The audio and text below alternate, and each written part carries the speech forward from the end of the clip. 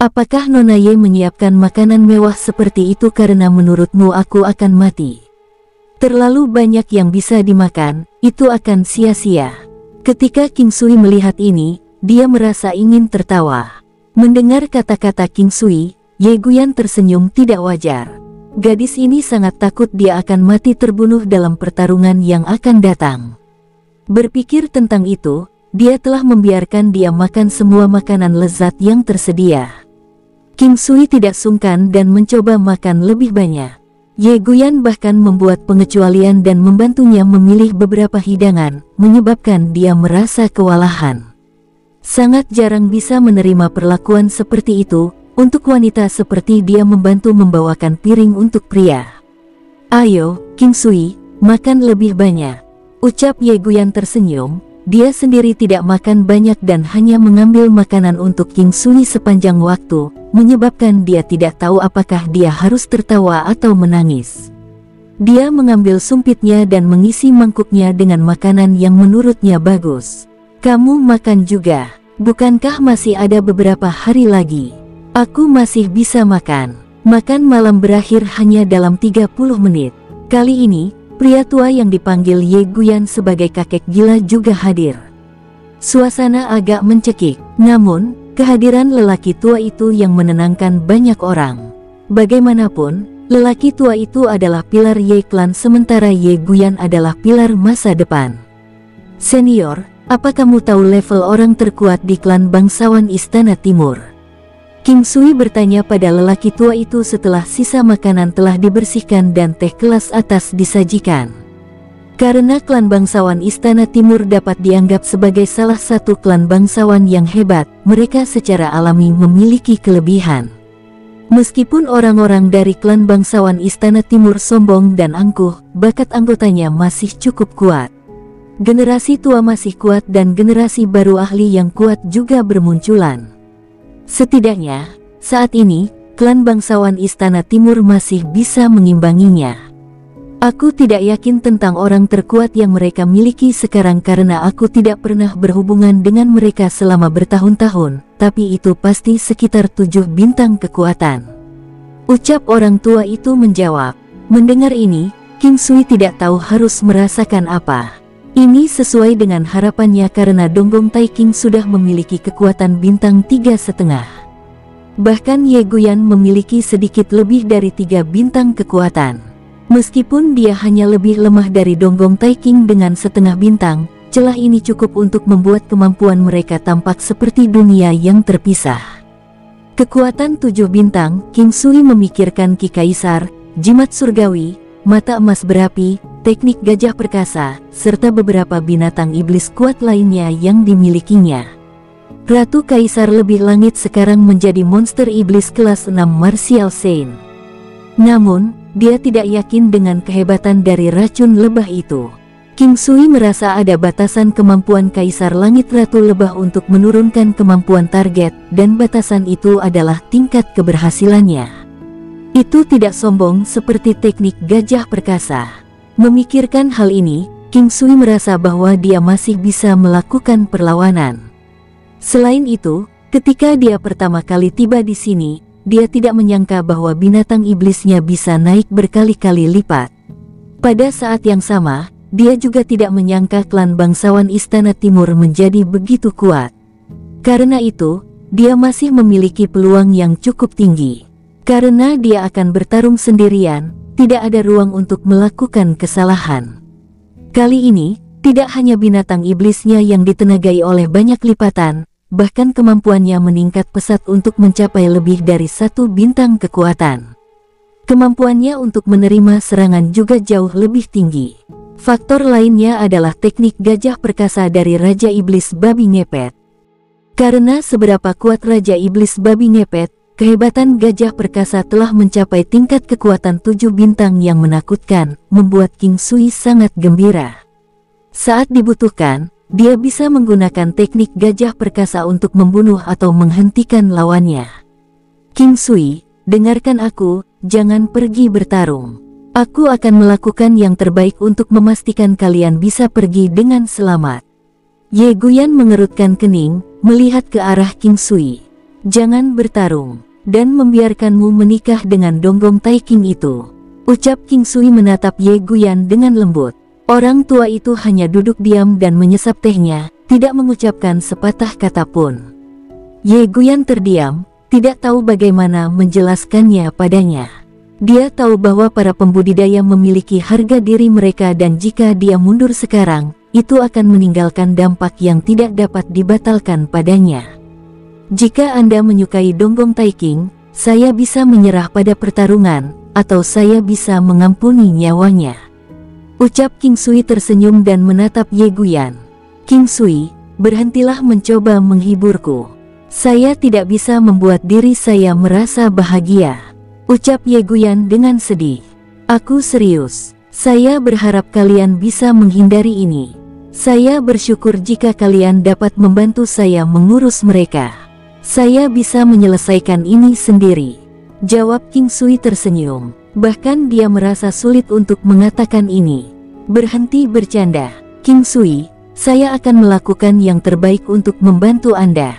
Ye Guyan mengertakkan giginya dan berkata dengan tegas. Tentu, tapi kamu tidak diizinkan menikah dengan pria dari klan bangsawan Istana Timur itu. Aku tidak ingin melihatmu menjadi janda. King Sui berkata dengan tenang. Apa yang kamu bicarakan? Ucap Ye Guyan menegur King Sui secara tidak wajar. Baiklah, baiklah. Gadis, dengarkan King Sui kali ini. Kita akan melakukan yang terbaik untuk membantunya. Sekarang setelah semuanya menjadi seperti ini, mari kita fokus pada pertarungan dulu. Orang tua itu berkata perlahan.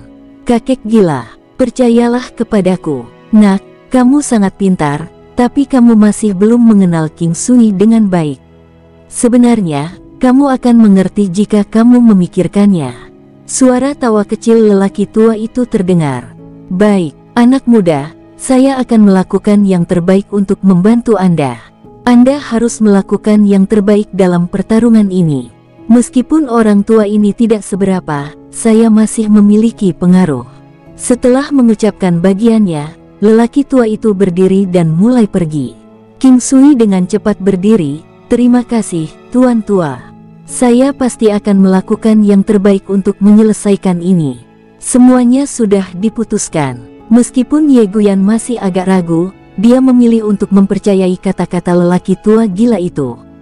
Karena itu, yang bisa dia lakukan sekarang adalah menaruh kepercayaannya pada King Sui. Saya akan melihat jalan dewa bela diri. Nona Ye, bagaimana kalau ikut denganku? Ucap King Sui tersenyum. Kamu masih ingin pergi? Ye Guyan berkata dengan heran. Ayo pergi. Tidak ada yang akan datang untuk mencari masalah dalam 3 hari ini. Ucap King Sui tersenyum. Jika kamu masih ingin melakukannya, ayo pergi. Suasana hati Ye Guyan tidak begitu baik, tetapi dia melihat bahwa suasana hati King Sui sepertinya sangat baik. Kali ini, hanya King Sui dan Ye Guyan yang pergi. King Sui sesekali mengajukan pertanyaan dan Ye Guyan akan menjawabnya. Namun, dia tidak semeriah hari sebelumnya. Kamu sangat mengkhawatirkanku. Melihat bagaimana Ye Guyan, King Sui tersenyum dan menggoda. Kamu bermimpi. Aku tahu kamu merasa berhutang padaku karena aku membawa Ye Yan kembali. Anda tidak berhutang apapun pada siapapun. Aku tidak berencana mendapatkan bayaran karena membawa kembali Ye Yan. Lagi pula, apakah saya orang yang sembrono dan tidak punya otak? King Sui tersenyum dan berkata tanpa daya. Keduanya terus mengobrol dan suasana menjadi cerah. Mereka terus berjalan di sepanjang jalan Dewa Bela Diri. Ketika mereka berjalan melewati klan bangsawan Istana Timur, mereka tidak melihat siapapun keluar. Dengan sangat cepat, mereka telah sampai di arena terbesar di jalan Dewa Bela Diri.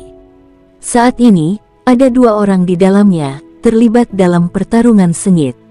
Ada banyak orang di bawah, berteriak dan bersorak untuk mereka. Itu sangat hidup. Pertempuran saat ini terjadi antara 2 pria muda. Salah satunya mengenakan pakaian berwarna merah darah sedangkan yang lainnya mengenakan pakaian berwarna putih salju. Mereka berdua tampaknya berusia 30-an, mendekati usia 40 tahun. Apa yang membuat King Sui tercengang adalah usia mereka masih sangat muda, Salah satu dari mereka adalah Martial Saint kelas 10 dasar, sementara yang lainnya adalah Martial Saint kelas 10 menengah. Meskipun Jalan Dewa Bela Diri adalah tempat yang terkuat di daerah itu berkumpul, bukankah ada terlalu banyak jenius?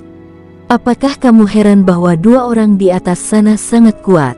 Ye Guyan tersenyum dan bertanya pada King Sui. Tepat sekali. Jika bukan karena orang-orang di sekitar terlihat sangat normal, saya akan ragu apakah saya telah salah melihat. Sejak awal, saya sangat heran ketika mendengar tentang Tantai Suan dari klan bangsawan Tantai. Dan kemudian saya bertemu Anda, dan kemudian ada juga Donggong Taiking, ucap King Sui benar-benar tercengang. Dua pertempuran itu adalah generasi muda dari klanku dan klan Gaoyang. Mereka juga dianggap sebagai junior yang lebih berprestasi dan terkenal di Jalan Dewa Bela Diri. Mereka suka berdebat dengan orang lain di sini dan berhubungan baik dengan Donggong Taiking. Klan mereka juga sangat dekat dengan klan bangsawan Istana Timur dan bahkan terkait dengan pernikahan pada generasi kakek mereka. Oleh karena itu, ketiga marga juga dianggap terkait dengan pernikahan. Ye Guyan dan King Sui berdiri agak jauh dari arena, menyaksikan pertempuran yang intens. Tidak ada ruang untuk membandingkan antara kelas 10 menengah Martial Saint dengan Martial Saint kelas 10 dasar. Keduanya hanya sparring, dan lebih banyak melakukan pertunjukan. Sikap mereka yang gagah membuat penonton bersorak. Oh, keduanya sangat berbakat. Meskipun mereka masih tidak sebanding dengan Nona Ye dan Donggong Taiking, mereka sudah jarang ditemukan. King Sui tersenyum dan berkata saat dia melihat kedua pemuda itu. Lalu bagaimana jika dibandingkan denganmu? Tanya Ye Guyan tersenyum dan menatap King Sui. Kupikir aku harus sedikit lebih baik dari mereka. Jawab King Sui tercengang sesaat sebelum dia menguatkan dirinya untuk mengatakan ini. Dia tahu apa yang akan dikatakan Ye Guyan. Haha, lalu apa kau tidak memuji dirimu sendiri? Ucap Ye Guyan tertawa pelan. Saat King Sui tidak tahu harus berkata apa, sebuah suara terdengar, Nona Ye, kamu juga di sini. Orang di sampingmu seharusnya adalah orang yang bersaing dengan Tuan Muda Donggong. King Sui mendongak untuk melihat bahwa itu adalah pria muda dengan pakaian berwarna merah darah. Penampilannya yang tampan memiliki sedikit sifat genit karena pakaiannya, menyebabkan King Sui merasa sedikit tidak nyaman. Apalagi, pemuda berpakaian putih itu sudah tidak terlihat. Kata-kata pemuda itu menyebabkan banyak kepala menoleh ke arah mereka. Banyak orang mendekati King Sui, ingin melihat orang yang berani menantang Donggong Taiking. Jadi dialah yang akan menantang Donggong Taiking. Meskipun pemuda ini terlihat lebih tampan daripada Donggong Taiking, saat berkelahi, bukan masalah siapa yang lebih tampan. Sepertinya ada masalah dengan kepalanya. Mengapa dia tidak menghargai hidupnya? Saya merasa pemuda ini memiliki potensi. Ucap seorang pria muda. Bagaimana Anda merasakannya? Seseorang segera bertanya. Lihat seberapa dekat dia dengan Nona Ye. Orang macam apa Nona Ye? Dia bahkan tidak menyukai Donggong Taiking tetapi menyukai pemuda itu. Menurut Anda apa alasannya? Pemuda itu merasa bahwa kata-katanya sangat masuk akal. Itu sulit untuk dikatakan. Mungkin pemuda ini baik-baik saja diranjang. Siapa yang bilang? Apakah Anda sedang mendekati kematian? Katakan sekali lagi jika kamu berani. Tepat sekali. Bunuh dia. King Sui melihat ekspresi Ye Guyan yang tidak wajar dan tahu bahwa dia telah mendengar apa yang mereka katakan. Ada banyak suara yang membela Ye Guyan juga. Sepertinya ada cukup banyak orang yang menyukai dan mengagumi wanita ini. Ada sesuatu yang kamu butuhkan dariku. King Sui mengulurkan tangannya dan dengan lembut mengetuk titik akupuntur lintai Ye Guyan sebelum dia mengambil langkah maju dengan senyuman di wajahnya. Ketukan King Sui tidak lagi membuat Ye Guyan merasa tertekan seperti sebelumnya. Sebelumnya, dia merasa tidak nyaman tetapi dia tidak tahu apakah itu karena amarah atau rasa malu. Sekarang, dia tidak bisa merasakan sensasi itu. Saya Kuruni, dan saya ingin berdebat denganmu. Pria muda itu berkata dengan suara yang jelas dan kuat saat dia melihat King Sui. Suaranya tidak terlalu keras tetapi memiliki efek menembus. Kuruni ramah terhadap Donggong Taiking dan sangat mengaguminya. Dia merasa bahwa dia perlu melakukan sesuatu untuk Donggong Taiking ketika dia mendengar bahwa tidak ada yang akan menantangnya. Dia datang ke sini hari ini untuk berdebat dengan Gao Yangtian, tapi dia tidak berharap untuk bertemu Ye Guyan dan pemuda yang menantang Donggong Taiking. Karena itu, dia ingin mengambil kesempatan ini untuk mempermalukan King Sui. Dalam pertempuran, selama kedua belah pihak telah membuat kesepakatan, tidak ada orang lain yang akan mengeluarkan tantangan lain karena akan menyinggung pihak lain.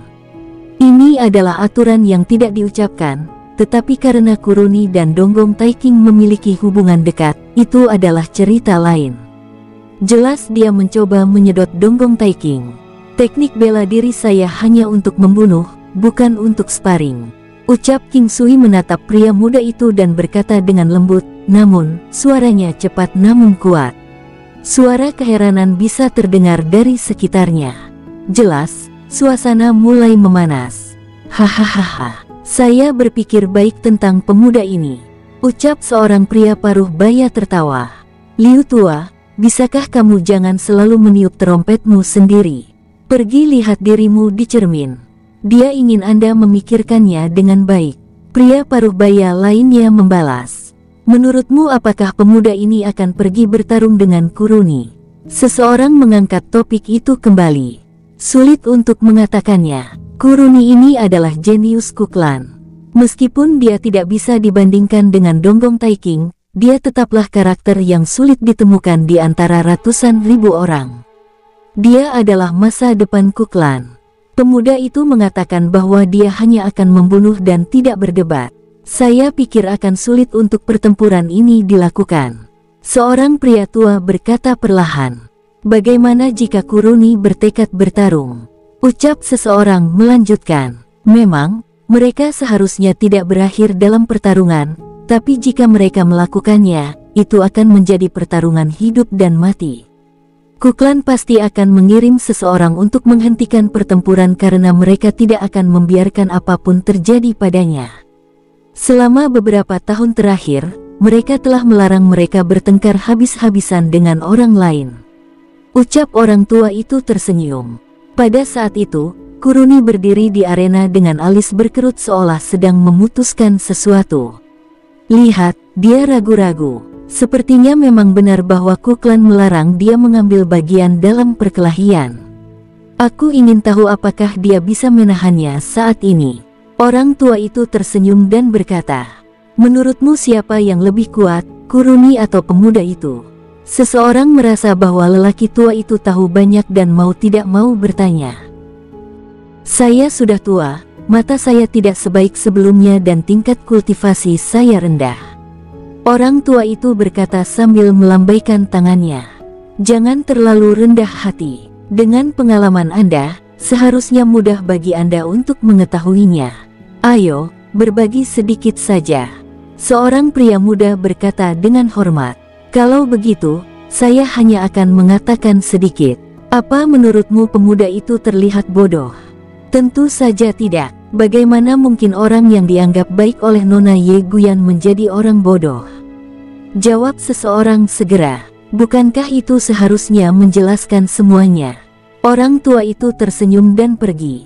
Tepat ketika Kuruni hendak menyetujui pertempuran sampai mati dengan King Sui, beberapa orang berlari ke arah mereka. Yang memimpin adalah seorang pria paruhbaya yang berteriak sambil berlari, Tuan mudaku, Tuan tua ingin kamu segera kembali. Ada sesuatu yang perlu dia diskusikan dengan Anda. Aku pergi dulu. Kuruni berkata kepada King Sui dan Ye Guyan sebelum dia melompat dari arena dan pergi. Semua orang tercengang dan melihat bahwa orang tua telah pergi. Hanya sekarang mereka menyadari bahwa lelaki tua itu tahu bahwa pertarungan tidak akan berlanjut sejak awal, bahwa dia benar-benar telah mengalami banyak hal dalam hidup dan dapat melihat di antara banyak hal. Tempat itu menjadi hidup kembali dengan kepergian Kuruni. Dengan beberapa orang bergosip tentang bagaimana Kuruni adalah seorang pengecut. Ayo kita lihat ke depan. Ye Guyan tersenyum dan pergi bersama dengan King Sui. Kuruni segera kembali ke kediaman klanku, dan langsung pergi ke halaman belakang. Di sana, seorang lansia dengan santai berdiri di samping kolam saat dia menyaksikan ikan-ikan berenang bebas. Jika beberapa pemuda dari sebelumnya dapat melihat ini, mereka pasti akan merasa aneh bahwa lelaki tua di kediaman klanku ini adalah lelaki tua yang sama dari sebelumnya. Kakek Kuruni berjalan ke arah lelaki tua itu dan berkata dengan lembut, "Pak." Sebuah tamparan keras terdengar dan lelaki tua yang tampak ramah dari sebelumnya sekarang muncul seperti singa yang ganas. Tamparan ini meninggalkan bekas yang jelas di wajah Kuruni. Orang tua ini sebenarnya adalah kakek Kuruni. Tidak heran dia bisa begitu yakin bahwa pertarungan tidak akan berlanjut, karena dialah yang memanggil balik Kuruni. Kuruni tertegun oleh tamparan itu. Sejak muda, ia dimanjakan karena bakatnya dan hanya menerima tepuk tangan dan pujian. Orang yang paling banyak memuji dan menyayanginya adalah kakeknya. Bisa dikatakan bahwa dia lebih dekat dengan kakeknya dibandingkan dengan orang tuanya. Dari apa yang dia ingat, kakeknya tidak pernah memukulnya dan dia tidak pernah membentaknya dengan keras sebelumnya. Namun sekarang, tamparan keras dari lelaki tua itu membuatnya tertegun. "Nier, apakah kau tahu mengapa kakek memukulmu?" Faktanya, lelaki tua itu merasa lebih buruk daripada Kuruni ketika dia memukulnya. Namun, itu adalah sesuatu yang perlu dilakukan agar Kuruni memahami beberapa hal. "Itu karena aku berencana bertarung dengan seseorang," jawab Kuruni memandang orang tua itu. "Aku tidak takut kau bertarung dengan orang lain. Saya marah karena kau tidak menggunakan otakmu. Tidak ada gunanya melakukan pertandingan tanding di antara para pembudidaya. Namun, Anda tidak menggunakan otak Anda dan akan membuang hidup Anda. Huf, apakah Anda pikir Anda pantas dipukul?" Ucap orang tua itu menghela nafas. Kuruni terkejut dan keringat dingin memenuhi dahinya. Dia berlutut dan berkata, "Cucu tidak berbakti telah membuat kakek khawatir. Bangunlah." Orang tua itu membantu Kuruni sebelum melanjutkan, "Jika kau bisa mengerti, maka tamparan ini tidak sia-sia. Tujuannya bukan untuk memukul Anda, tetapi untuk membiarkan Anda memikirkan semuanya ketika Anda menghadapi situasi serupa di masa depan. Pikirkan lebih banyak tentang itu, jika tidak, Anda bahkan tidak akan tahu bagaimana Anda mati." Tidak mudah bagi seseorang atau klan untuk bertahan hidup dan wajar jika mengalami penghinaan dan ketidakadilan. Mereka yang berhasil dalam hidup akan mampu menanggung apa yang orang lain tidak dapat dan dapat beradaptasi dengan segala keadaan. Jika Anda tidak dapat melakukan ini dan juga tidak memiliki dukungan dari kekuatan absolut, Anda tidak akan memiliki akhir yang baik. Saya mengerti. Saya mungkin tidak dapat melakukannya dengan segera, tetapi saya akan mencobanya. Terima kasih kakek, Anda telah membuat saya menyadari banyak hal hari ini. Tamparan lelaki tua itu tidak membuatnya belajar apa-apa, melainkan mencerahkannya tentang situasi tertentu.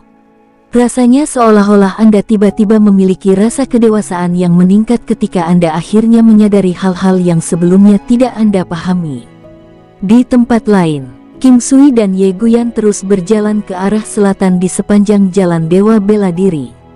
Cuaca di kota laut selatan sangat bagus, dengan musim semi sepanjang tahun. Tidak ada yang perlu dikeluhkan kecuali curah hujan yang sering, namun hujan lebat jarang terjadi.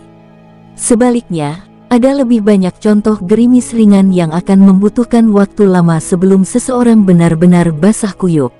Langit yang beberapa waktu lalu cerah sekarang telah menjadi sedikit redup, dengan matahari yang tertutup awan gelap. Namun, hal itu tidak membuat orang merasa tertekan.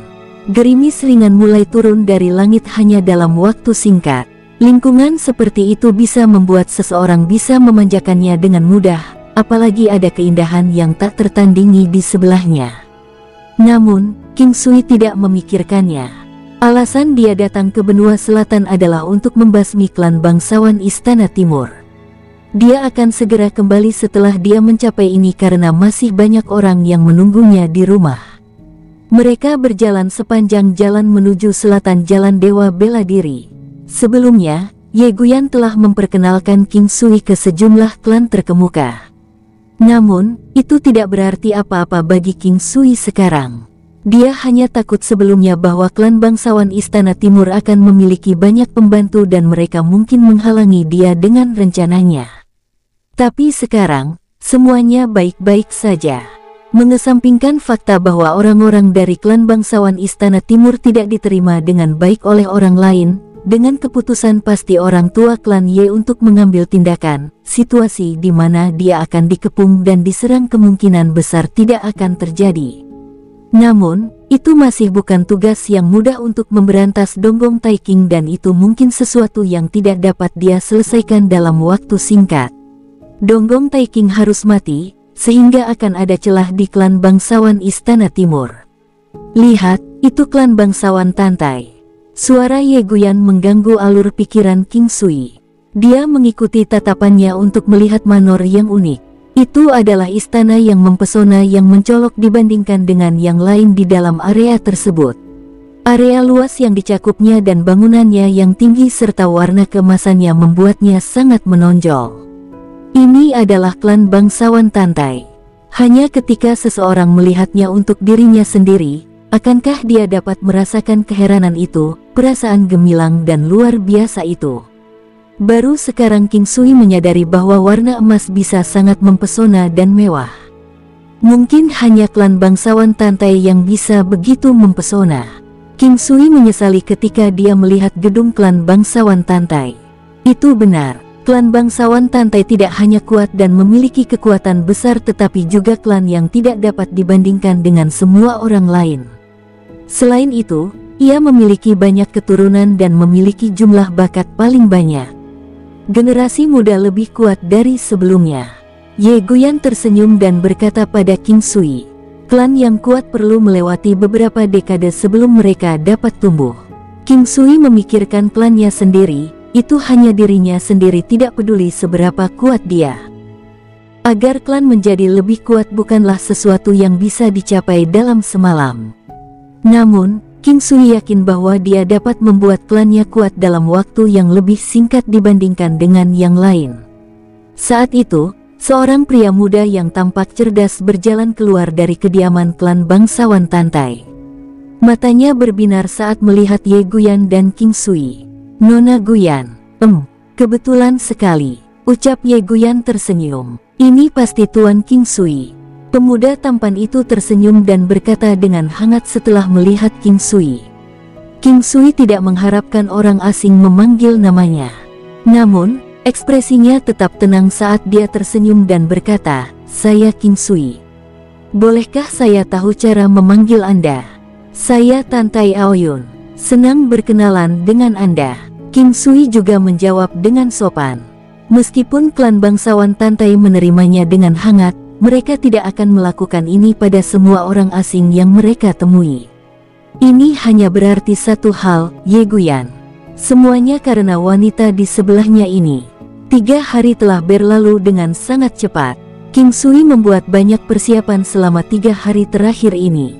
Pertarungan akan terjadi pada pagi hari ini. Bagaimanapun, King Sui masih berlatih Tai Chi ketika dia bangun pagi ini.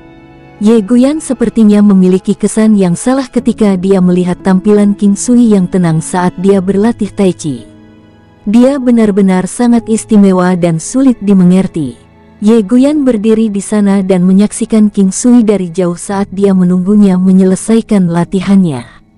Dia hanya berjalan mendekat ke arahnya setelah dia melihat bahwa dia telah berhenti.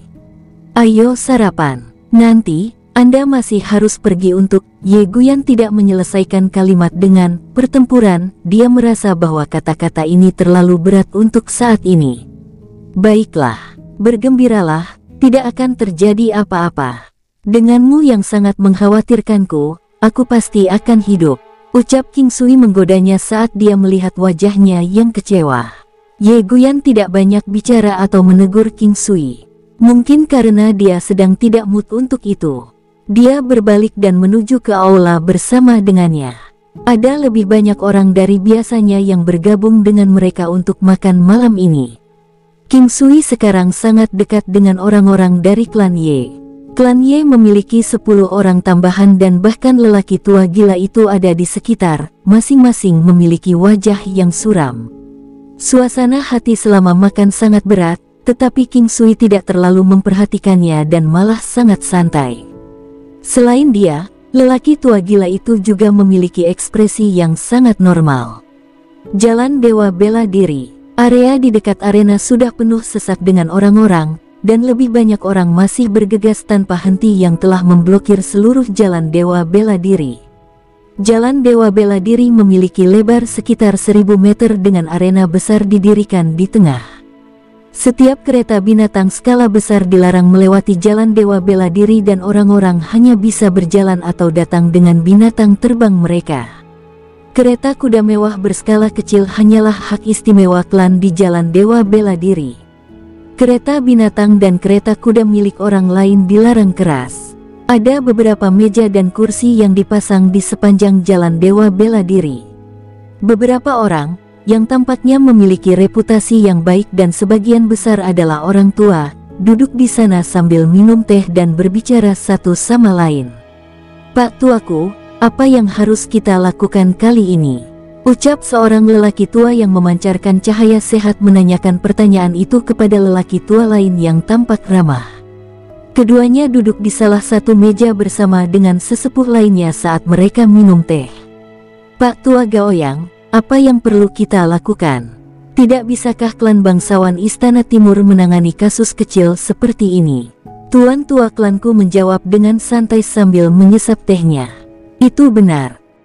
Ketika seseorang sudah tua, dia akan lebih mengkhawatirkan hal-hal yang tidak berguna," ucap Pak Tua Gaoyang sambil menatap Pak Tua klanku. Orang tua lainnya tidak mengucapkan sepatah kata pun tetapi hanya tersenyum ketika dia melihat. Orang-orang tua ini memiliki banyak pengalaman dalam hidup dan mampu melihat melalui banyak hal. Kemampuan mereka untuk melindungi diri mereka sendiri adalah yang terbaik. "Tuan Muda Tuoba, ini tentang waktu. Tapi mengapa mereka belum muncul?" Ku Jiao bertanya pada Tuan Muda Tuba berambut putih. "Haha, tidak perlu panik. Peserta bisa terlambat selama 1 atau 2 jam. Jika pemuda itu tidak datang, Donggong Taiking juga tidak akan muncul. Dia akan merasa bahwa tindakan ini di bawah statusnya." "Haha, itu benar. Keduanya benar-benar bertarung. Aku akan melihat siapa yang akan menjadi orang yang tidak bisa menahannya," ucap Ku Jiao tersenyum. Mereka masuk ke dalam kerumunan. Banyak orang akan menyerah bahkan ketika mereka tidak mengucapkan sepatah kata pun. Mereka berjalan menuju meja tertentu dan duduk di sana bersama dengan 5 hingga 6 orang lainnya, semuanya pas di sekitar meja. "Pak Tua Wuma ada di sini." Beberapa lelaki tua di meja itu melambai kepada seorang lelaki tua dengan tubuh kekar. Orang tua itu balas melambai sambil tersenyum lalu menoleh ke pria paruh baya di sebelahnya dan berkata, "Song Yang, aku pergi ke sana. Ingatlah untuk memperhatikan pertempuran nanti. Saya kenal kakek, Anda dapat pergi ke sana dan bergabung dengan mereka," ucap Wuma Song Yang sambil tersenyum. Setelah lelaki tua itu pergi, dia menuju ke kerumunan di mana beberapa orang paruh baya seumuran melambai kepadanya. Waktu telah perlahan berlalu dan segera menjelang pagi, tetapi arena masih kosong. Namun, tampaknya hal seperti itu sering terjadi sehingga tidak ada yang mengeluh. Biasanya orang terlambat karena diperbolehkan. Tidak ada yang mau berdiri di arena untuk dilihat orang lain, tentu saja, ada pengecualian juga. 1 jam telah berlalu dan banyak meja telah terisi penuh. Orang-orang yang bisa duduk di meja adalah semua orang dengan status. Seiring berjalannya waktu, orang-orang di sekitar arena mulai menggerutu. "Sial, berapa lama mereka akan membuat kita menunggu? Tak satu pun dari mereka ada di sini. Mereka tidak bisa membodohi kita, kan?" ucap seseorang menggerutu. "Sampai orang-orang dari klan bangsawan Istana Timur mempermalukanmu. Hahaha, kamu pikir kamu siapa?" jawab seseorang langsung tertawa. "Lalu, kenapa mereka belum muncul?" Penantiannya sangat menjengkelkan. Orang yang berbicara sebelumnya akan meledak marah ketika dia menyadari bahwa itu pihak lain tampaknya lebih kuat darinya. "Kamu hanya menunggu, Kenapa kamu begitu cemas? Mereka akan berjuang untuk hidup dan mati. Apakah ada kebutuhan untuk terburu-buru jika itu masalah hidup mereka? Kenapa kamu tidak naik? Orang lain membalas, bahkan tidak melirik pria yang tidak sabar itu. Lebih banyak waktu telah berlalu. Mereka akan segera tiba, hanya tinggal setengah jam lagi. Ucap seorang pria yang ceria dan tampan memandang ke langit. Lihat, orang-orang dari klan bangsawan Tantai juga ada di sini. Ini akan menjadi hidup. Seseorang yang bermata tajam melihat kereta kuda mewah datang. Banyak orang berdiri dan berkerumun di sekitar kereta kuda. Meski kereta kudanya tidak besar, panjangnya masih sekitar 5 meter. Lebih dari 10 orang turun saat gerbong berhenti. 2 pria tua, 2 pria paruh baya, dan yang lainnya semuanya masih muda, atau setidaknya mereka terlihat seperti generasi yang lebih muda. Tantai Aoyun juga salah satunya. Tuan tua Tantai, lewat sini, lewat sini. Orang tua klan Wuma berdiri dan berteriak. Kalian perhatikan dari samping. Kakak keempat, ayo kita pergi. Mereka yang memiliki hak untuk duduk di meja yang sama dengan generasi yang lebih tua dari klan Tantai hanyalah tetua dari klan Wuma, klan bangsawan Istana Timur, dan beberapa klan lainnya. Setelah 15 menit, orang-orang dari klan bangsawan Istana Timur tiba yang dipimpin oleh seorang lelaki tua. Orang itu sudah sangat tua, tetapi aura kekerasannya telah menyebabkan banyak orang tanpa sadar mundur. Donggong Taiking berdiri di belakang pria tua itu sambil tersenyum. Ada juga sekitar 20 orang tua dan setengah baya yang berdiri di belakang orang tua itu. Taiking, naiklah, ucap orang tua itu memandang Donggong Taiking. Ya, leluhur tua. Dengan itu, Donggong Taiking berbalik. Dia melompat menuju arena besar dan mendarat di dalamnya. Wush, dum. Orang tua itu dan 2 orang tua lainnya pergi untuk duduk di meja terdekat. Pak Tua Donggong, kamu di sini, ucap Pak Tua Wuma sambil berdiri sambil tersenyum. Beberapa dari mereka dengan santai mengobrol tentang beberapa topik tidak penting. Setelah sedikit pertukaran sopan, tidak ada yang menyebutkan atau berkomentar tentang pertempuran yang akan datang sama sekali. Namun, mereka tahu bahwa semua orang, termasuk mereka, sedang menunggu pertempuran dimulai. Sekarang Donggong Taiking telah muncul dan tidak banyak waktu tersisa. Mereka tahu bahwa pertempuran akan segera dimulai. Oleh karena itu, semua orang melihat ke arah selatan dan utara jalan Dewa Bela Diri. Mereka sedang menunggu pemuda itu muncul. Haha, pemuda ini benar-benar bisa menahannya, ucap lelaki tua klan Wuma sambil tersenyum saat dia menyesap tehnya. Tepat sekali, hanya tersisa 15 menit. Kesabarannya sulit didapat. Orang tua Tantai juga berkata sambil tertawa. Tidak apa-apa jika dia bisa terburu-buru kemari dalam batas waktu. 1 detik lagi dia bisa hidup. Salah satu yang termuda di antara sedikit tetua di klan Wuma angkat bicara. Apakah kalian sudah memikirkan konsekuensinya jika Taiking gagal menang? Pak Tua Wuma tersenyum dan bertanya dengan santai. Taiking saat ini bahkan tidak bisa dibandingkan dengan Nona Suan dari klan Tantai dan beberapa tuan muda. Tidak banyak orang lain yang bisa mengalahkannya. Ini, saya yakin, ucap sesepuh termuda dari klan Wuma. Sejujurnya, banyak hal yang tidak mungkin. Pernahkah Anda memikirkan akibatnya jika Taiking kalah? Pak Tua Wuma terus bertanya dan tersenyum. Tidak mungkin dia kalah. Kalian akan tahu sebentar lagi, ucap tua klan bangsawan Istana Timur, penuh percaya diri. Nada suaranya adalah penegasan yang tidak memberikan kelonggaran untuk keraguan. Beberapa penatua juga berpikir keras. Di tempat lain, tidak, kita semua harus pergi. Yeyan memandang King Sui dan berkata dengan keras kepala. King Sui awalnya berencana untuk pergi sendiri tetapi yang lain, termasuk Yeyan, tidak setuju. Dia takut jika klan bangsawan Istana Timur membuat kekacauan, dia tidak akan dapat mengendalikan situasi. Ayo pergi, King Sui, kami akan pergi denganmu. Mungkin kami dapat membantu Anda dalam beberapa hal, ucap orang tua gila itu tersenyum. King Sui mengangguk setelah ragu-ragu. Mereka mengambil kereta binatang besar klan Ye dan bersama dengan Chang Wuya, ada 15 dari mereka. Di antara mereka adalah prajurit terbaik klan Ye. Ketika hanya tersisa 7,5 menit, King Sui dan yang lainnya tiba di Jalan Dewa Bela Diri. King Sui menghentikan kereta binatang itu dan berjalan menuju arena. 7,5 menit sudah lebih dari cukup bagi mereka. Ye Yan digendong oleh orang tua gila itu dan kelompok mereka juga menuju arena. Lihat, mereka ada di sini. Saat King Sui dan teman-temannya muncul di Jalan Dewa Bela Diri, seseorang segera memperhatikan mereka dan bersorak yang menarik pandangan semua orang. Sebelumnya, setidaknya setengah dari orang-orang memperhatikan Donggong Taiking, tetapi sekarang semua orang menatap ke arah King Sui terlepas dari apakah mereka bisa melihatnya atau tidak. Sial, akhirnya dia ada di sini.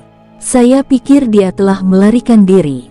Setelah melihat King Sui, seseorang berkata dengan senang hati, "Melarikan diri? Apa menurutmu klan bangsawan Istana Timur akan membiarkan dia melakukannya?"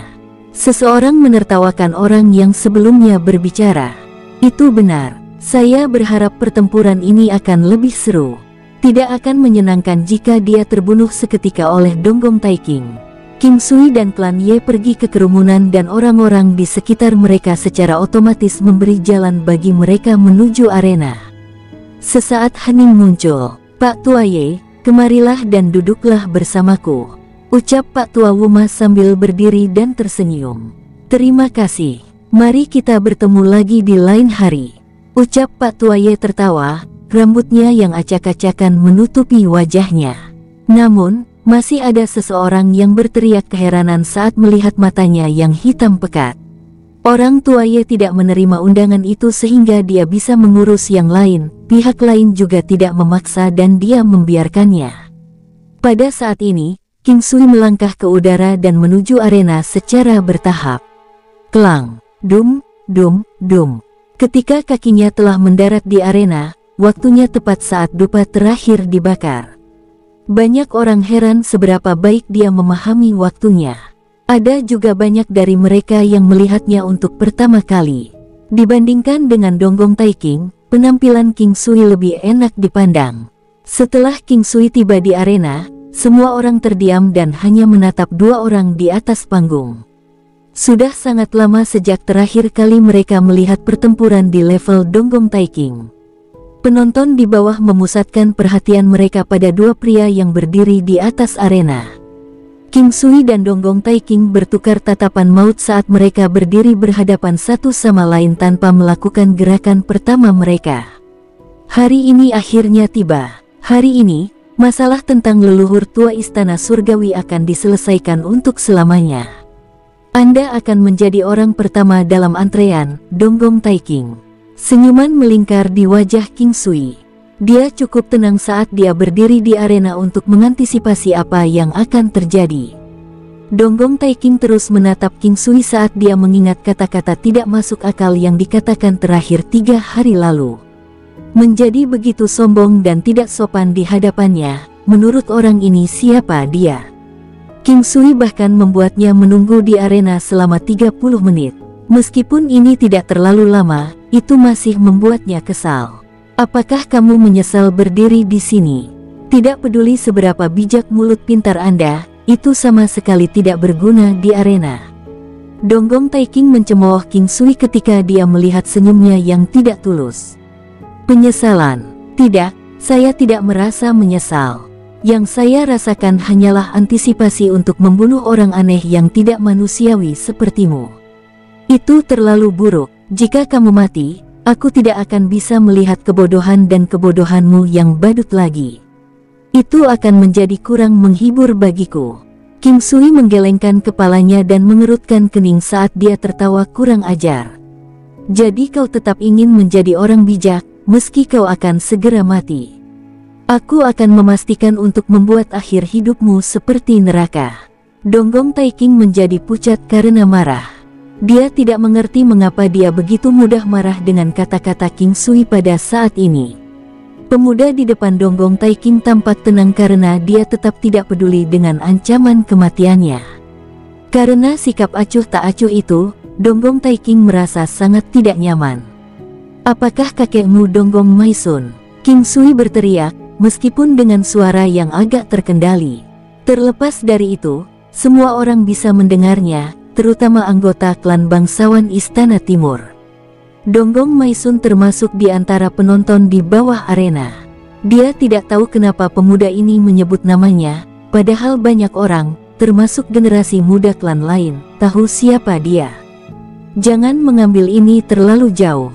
Kau harus memikirkan bagaimana melindungi hidupmu sendiri saat pertarungan dimulai," ucap Donggong Taiking tidak peduli dengan pertanyaan King Sui, meskipun dia tidak bisa memahami alasan mengapa King Sui bertanya. Klan bangsawan Istana Timur mengancam orang dengan agresif dan arogan. "Saya ingin tahu apakah itu gaya khas klan Anda yang berharga. Aku penasaran mengapa belum ada yang memusnahkan kalian semua," ucap King Sui benar-benar mengabaikan kata-kata Donggong Taiking. Dia tampak seperti sedang berbicara pada dirinya sendiri, menceritakan sisi buruk dari klan bangsawan Istana Timur. "Ada alasan mengapa kami ada. Kami tidak pernah mengancam siapapun dengan agresivitas atau semacamnya. Anda, di sisi lain, sengaja bertengkar dengan kami. Bahkan saat kamu akan mati, kamu masih ingin mempermalukan klanku." Tentu saja Donggong Taiking tidak akan pernah mengakui metode klannya sendiri dalam memperlakukan orang lain, bahkan jika mereka benar-benar bersikap agresif atau sombong. "Dosa para bangsawan Donggong pasti menumpuk seperti gunung. Aku kira kau tidak akan mengingat semuanya. Sungguh keajaiban bahwa klan sepertimu bisa bertahan sampai sekarang. Cukup, Klang Wush!" Donggong Taiking berteriak saat dia terbang ke langit. Dia merasa bahwa dia akan muntah darah jika dia harus mendengarkan lagi omong kosong King Sui. Awalnya, dia ingin mempermalukan King Sui sebelum pertarungan dimulai, tetapi sekarang yang dia ingin lakukan hanyalah membunuh King Sui secepat mungkin. King Sui bahkan tidak mendengarkannya sejak awal, mengoceh tentang hal-hal yang muncul di benaknya, dan menunjukkan kesalahan klan bangsawan Istana Timur. Siapapun akan marah jika poin buruk keluarganya diseret di depan umum. Saat mengambang di langit, Donggong Taiking mengeluarkan raungan lembut, merobek pakaian luarnya seketika. Di dalamnya ada satu set baju besi perang hijau tua yang bersinar hijau cemerlang setelah dijiwai dengan Xiantian Qi. Pakaian abadi lapis baja giok.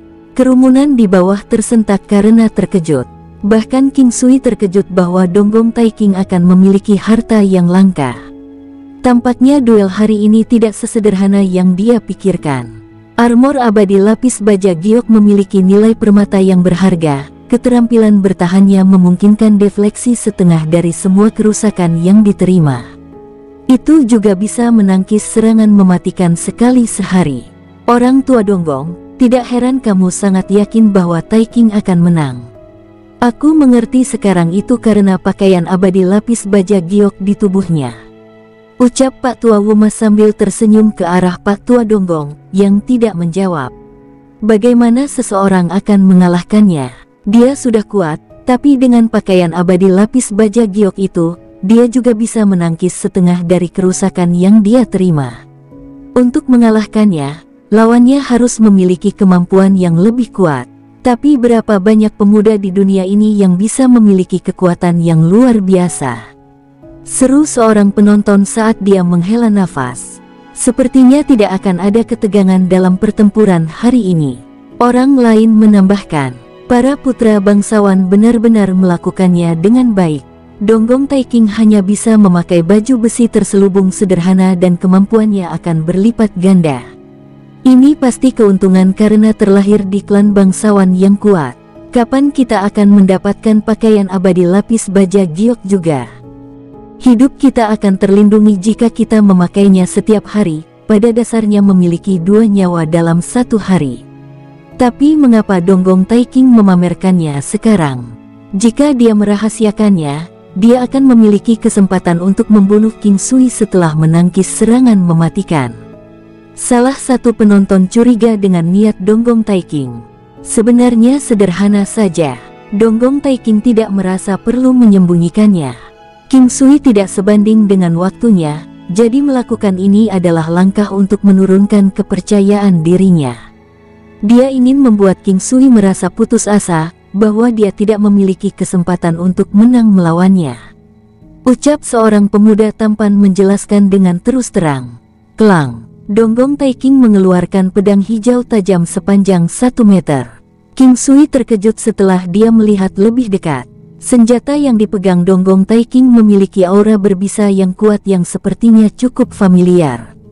Senjata itu telah digiling dari gigi raksasa binatang iblis.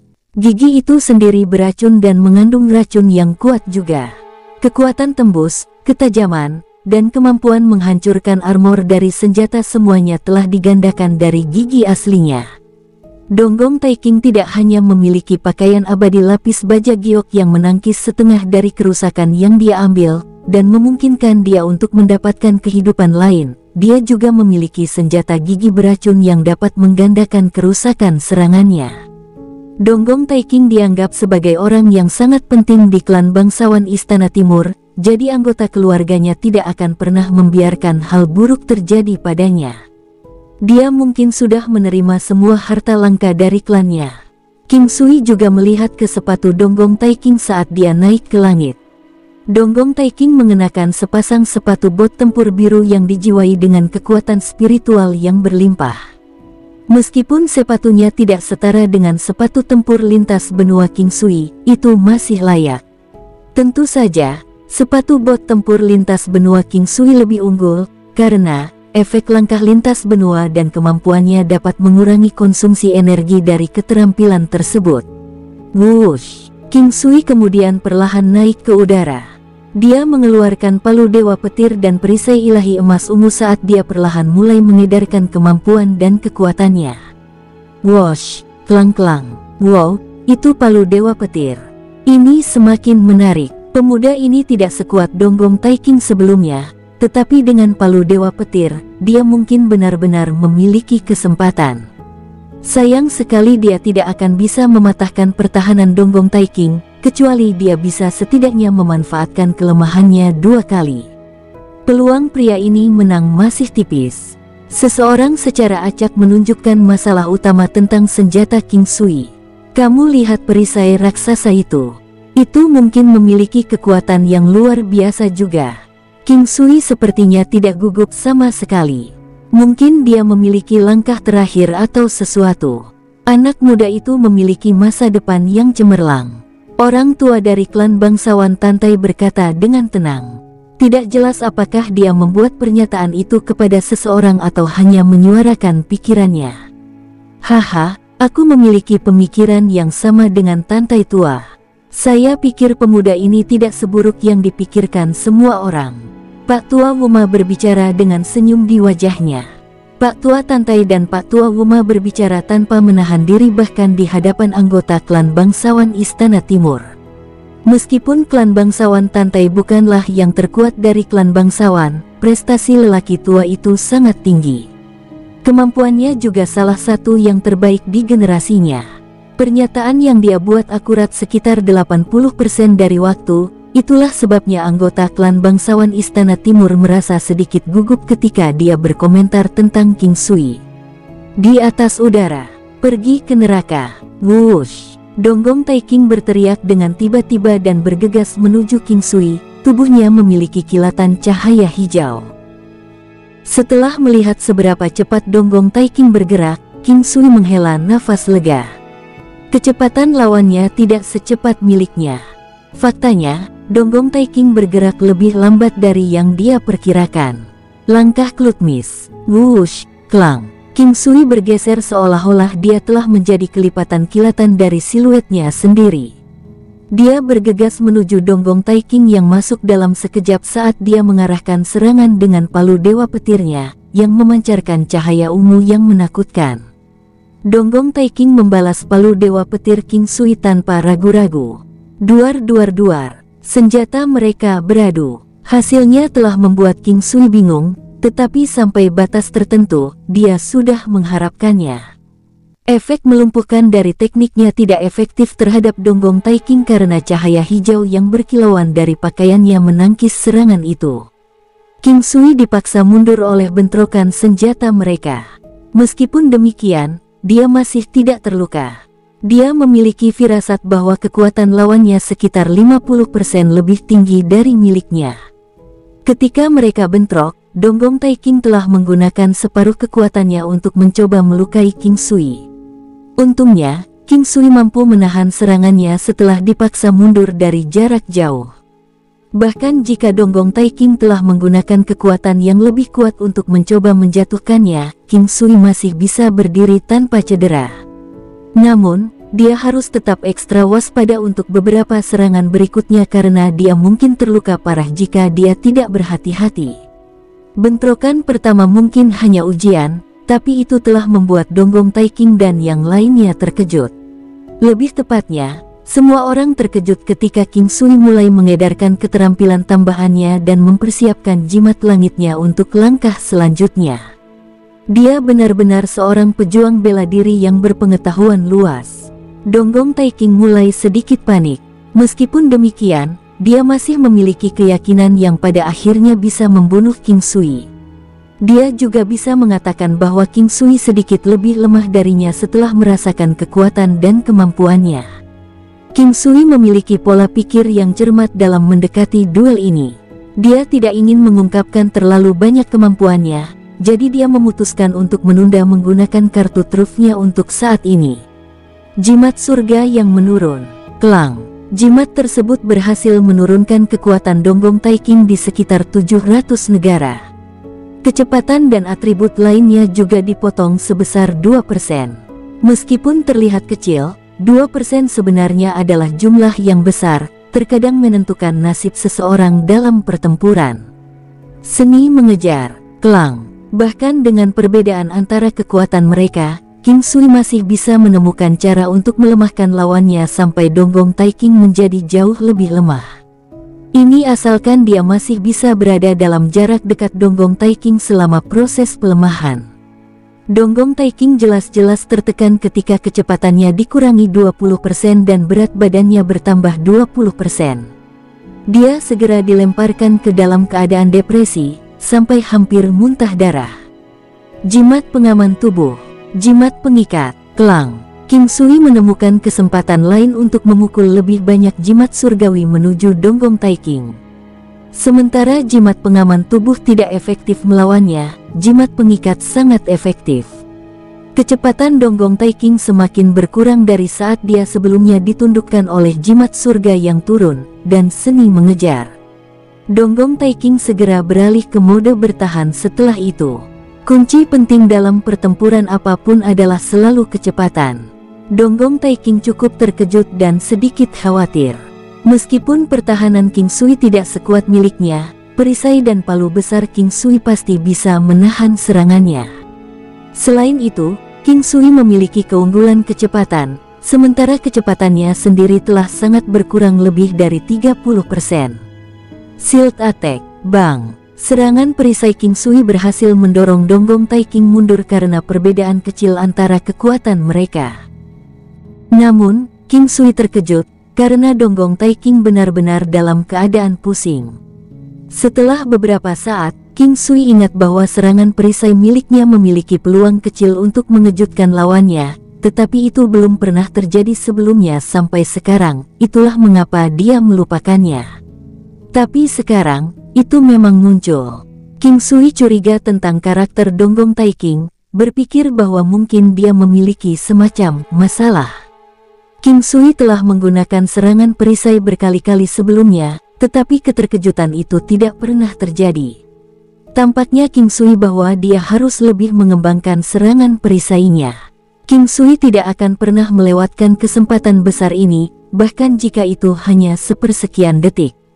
Tanpa gangguan, dia memfokuskan kekuatannya pada palu dewa petirnya dan memukul kepala Donggong Taiking dengan cepat dan keras. King Sui telah menanamkan semua harapannya pada serangan palu yang tidak terkendali. Tepat ketika dewa petir menyentuh kepala Donggong Taiking, semburan cahaya hijau giok yang kuat melintas di depan matanya. Duar. Palu dewa petir King Sui tiba-tiba terpental dari kilatan cahaya di sekitar Donggong Taiking, yang tidak menderita luka apapun akibat benturan tersebut.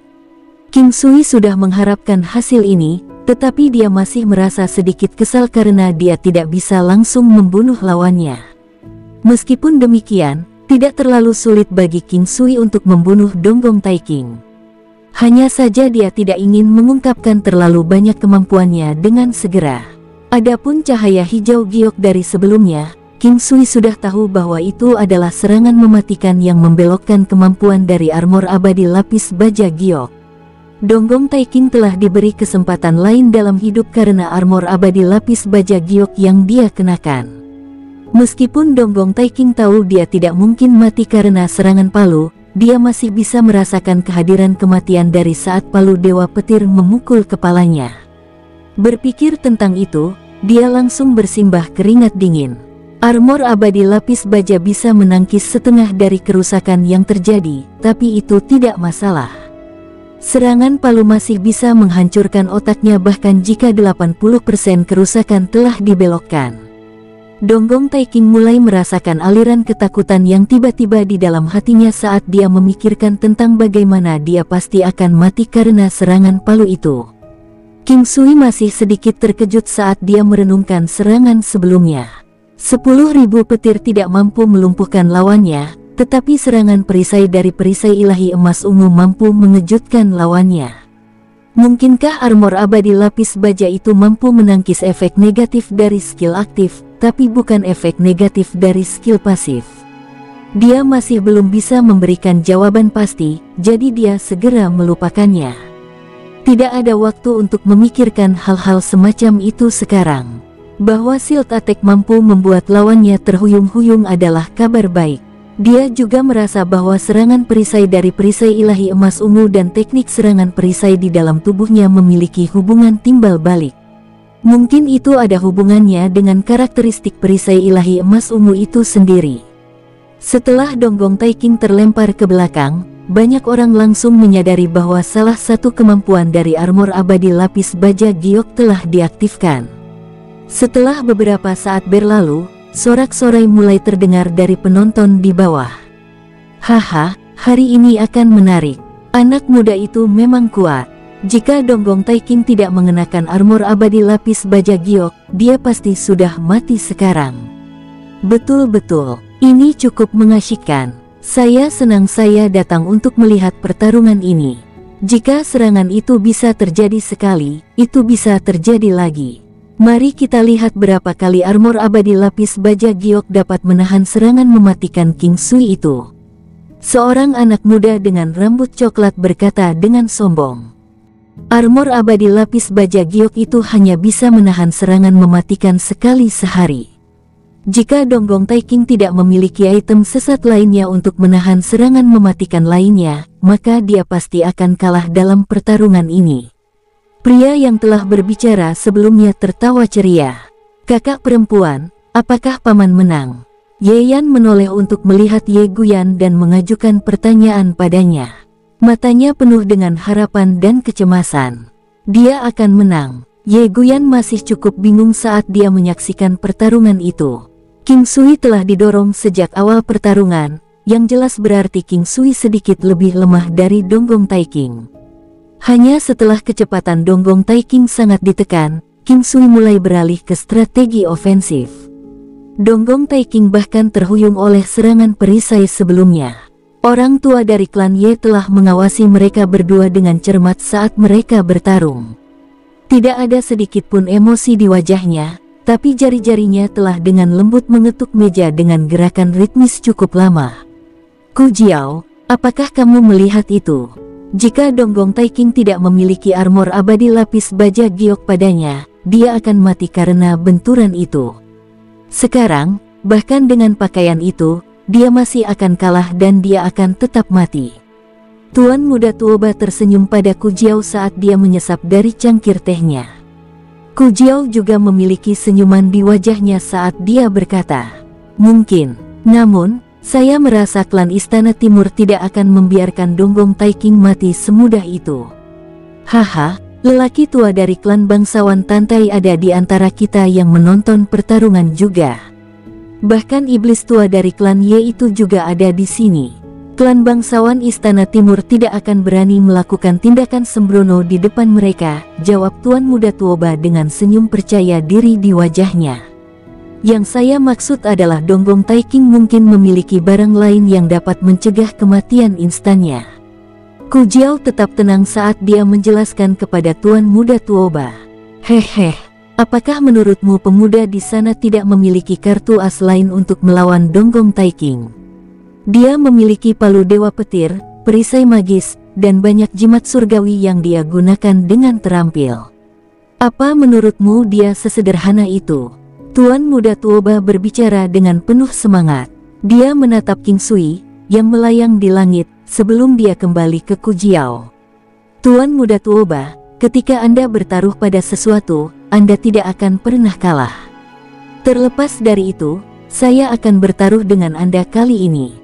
Aku tahu bagaimana hasilnya nanti, tapi aku masih ingin bertaruh, ucap Ku Jiao sambil tertawa riang. Pak Tua Tantai. Orang tua Donggong ragu-ragu untuk beberapa saat sebelum dia berbalik untuk berbicara dengan orang tua dari klan bangsawan Tantai. Oh, ada apa? Orang tua dari klan Tantai menjawab sambil tersenyum. Saya ingin menyelamatkan Taiking, saya bertanya-tanya. Para tetua lainnya terkejut ketika mereka mendengar kata-katanya, tetapi tetap diam ketika mereka terus mendengarkan percakapan mereka. Bahkan Pak Tua Wuma tidak mengatakan apa-apa saat dia diam-diam menatap lelaki tua dari klan bangsawan Tantai.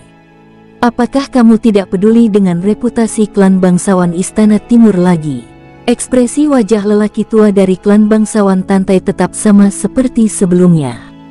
Dia tidak berkedip setelah dia menjawab lelaki tua dari klan bangsawan Istana Timur. Saya akan memikirkan sesuatu untuk memuaskan anak itu.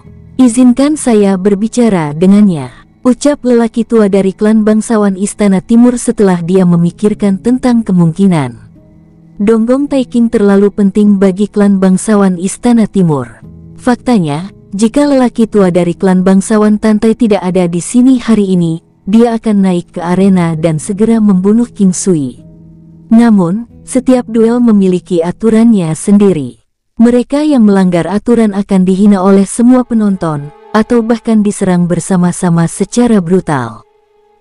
Jika pembangkang itu kuat, seperti klan bangsawan Tantai, tidak ada yang berani bersuara bahkan jika mereka ikut campur. Tetap saja, klan bangsawan Tantai selalu memiliki reputasi yang baik, jadi mereka tidak akan pernah melakukan hal seperti itu. Bukankah kamu tadi mengatakan bahwa Taiking tidak mungkin kalah? Jika Anda pikir dia akan kalah, maka kerjakan ini sendiri. Lakukan apa yang ingin Anda lakukan. Orang tua dari klan bangsawan Tantai berkata dengan nada tenang. Terima kasih, Pak Tua Tantai. Orang tua Donggong membungkuk dengan rasa terima kasih. Pak Tua Wuma dan tetua lainnya tidak bisa berkata-kata. Namun, tidak ada yang mengucapkan sepatah kata pun. Mereka lebih suka duduk dan menonton saat semuanya terbuka. Pak Tua Ye pasti tidak akan setuju dengan ini, ucap salah satu tetua di samping Pak Tua Donggong saat dia melihat ke arah lelaki tua itu dari klan Ye. Tunggu, aku akan menahan Pak Tua Ye sebentar lagi. Sementara itu, kalian semua naik dan menyelamatkan Taiking. Saya akan membahas kondisi dengan mereka setelah itu. Yang paling bisa saya lakukan adalah memberi mereka kompensasi, ucap orang tua Donggong setelah merenung sebentar. Waktu Donggong Taiking terhuyung-huyung setelah menerima serangan perisai terlalu singkat. Waktu yang dibutuhkan armor abadi lapis baja untuk menangkis serangan mematikannya juga singkat. Jika tidak, King Sui akan menimbulkan lusinan serangan dalam sekejap ketika Donggong Taiking masih dalam keadaan pusing. King Sui tidak akan dapat menimbulkan kerusakan kritis terhadap Donggong Taiking dalam waktu singkat. Setelah Donggong Taiking akhirnya pulih dari keadaan terhuyung-huyung, dia dengan cepat mengetuk sepatu bot birunya beberapa kali di udara, memperlihatkan sinar terang dari sepatunya. Setelah itu, Donggong Taiking melintas ke arah King Sui seperti hantu, bergerak jauh lebih cepat dari sebelumnya. Wush! Bagaimanapun, kecepatan adalah kekuatan tertinggi dalam pertempuran. King Sui sekarang bisa merasakan kekuatan yang sangat besar dari pedang gigi racun Donggong Taiking saat melesat lebih dekat ke tubuhnya.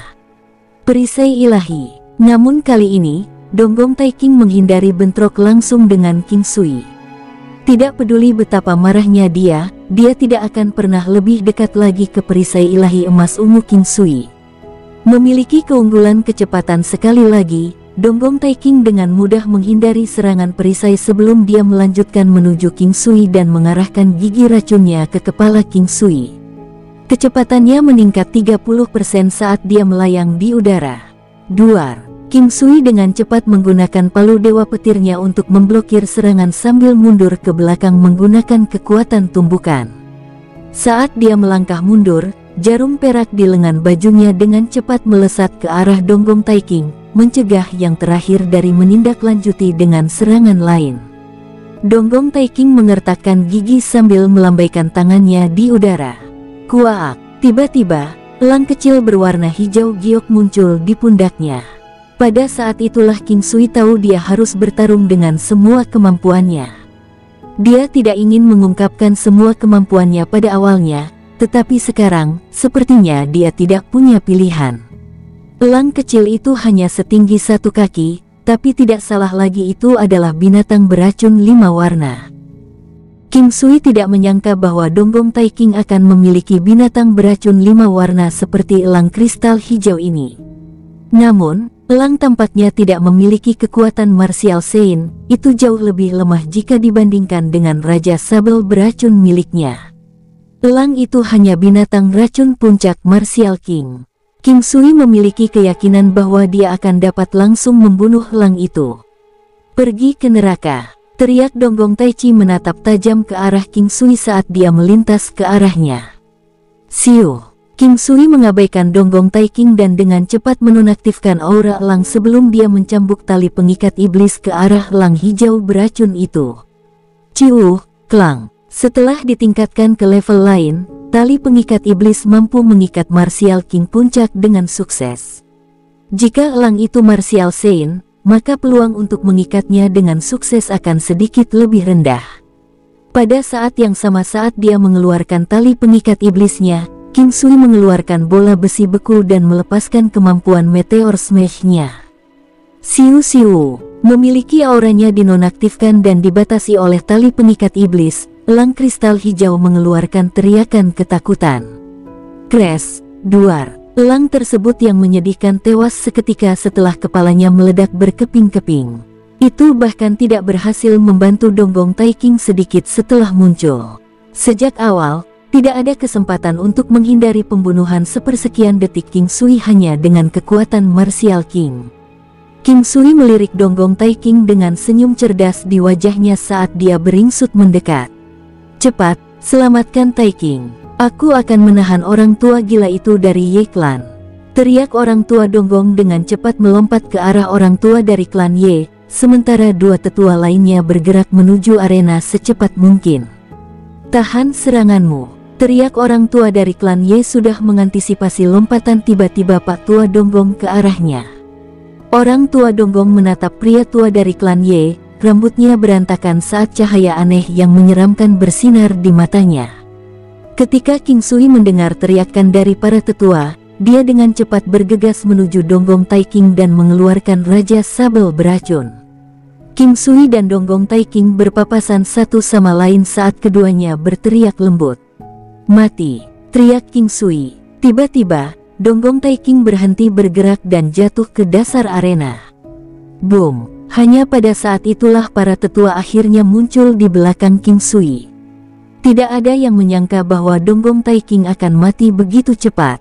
Racun dari Raja Sabel beracun memang menakutkan. Tingkat toksisitas Raja Sabel beracun King Sui 10 kali lebih mematikan daripada sabel beracun liar manapun. Selain itu, dengan kecepatan yang cepat dan tubuh yang fleksibel, musang itu mampu membuat goresan di wajah Donggong Taiking dengan sangat cepat. Cakar lembut itu telah mengakhiri hidupnya. Meskipun sabel beracun juga telah diserang oleh gigi beracun Donggong Taiking, hal itu tidak berpengaruh pada Raja Sabel beracun. Mencoba memukul musang itu seperti memukul setumpuk kapas, tidak ada kerusakan yang akan terjadi bahkan jika pisau tajam menembus. Sabel beracun berhasil mengitari gigi beracun itu dengan mudah sebelum mencapai wajah Donggong Taiking. King Sui mengeluarkan sabel beracun juga cukup tiba-tiba. Donggong Taiking bahkan tidak punya waktu untuk menghindar dari monster beracun itu sebelum membunuhnya dengan cakar beracunnya. Itu sangat cepat sehingga tidak ada yang berani mengalihkan pandangan dari binatang beracun itu.